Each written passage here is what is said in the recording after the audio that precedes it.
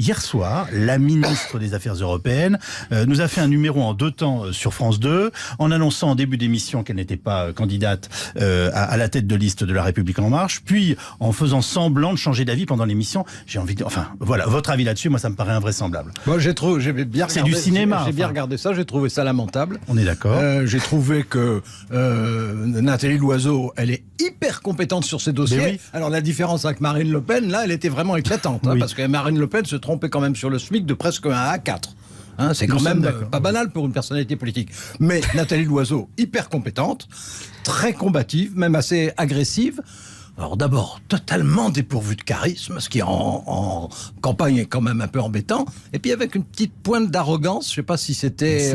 Mais c'est le monde macronien, ça, mon cher Alain. C'est le cliché macronien, absolument. Ah ouais. C'est le cliché macronien, je suis d'accord. C'est pour ça que je pense que ce ne sera pas une candidate idéale si c'est elle qui finalement est désignée. Mais on lui a fait répéter ce sketch à cette ministre parfaitement compétente, vous avez raison de le rappeler. On a fait répéter ce sketch ridicule qui oblige ce matin le Premier ministre à dire finalement qu'il la soutient parce que c'est une bonne idée. Je sais pas si le sketch était répété ou si c'est elle qui en a eu l'idée toute seule.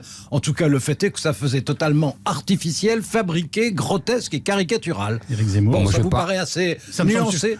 Et je vais pas en rajouter, voilà, c'est inutile, sauf sur l'arrogance du monde macronien depuis le premier jour, mon cher Alain, depuis le premier jour, depuis Mais je n'ai pas dit- j'ai dit ses que élus c'était un parlementaires. cliché. J'ai dit c'était un cliché C'est spontané. phénoménal, mais parce que pourquoi ? On en revient à mon histoire, pardonnez-moi de radoter, mais parce que c'est le monde des vainqueurs de la mondialisation et qui se croient loin de Dieu, parce qu'ils ont réussi. Mais on les voit, les Aurore Berger, les Aurélien Taché, tous ces gens tête à claque. C'est ça, ils se croient, c'est la nouvelle aristocratie. Leurs ancêtres n'ont pas été aux croisades, mais ont été dans des start-up. C'est ça, là, le monde macronien. Et en plus, ils échouent surtout. C'est ça qui est fabuleux.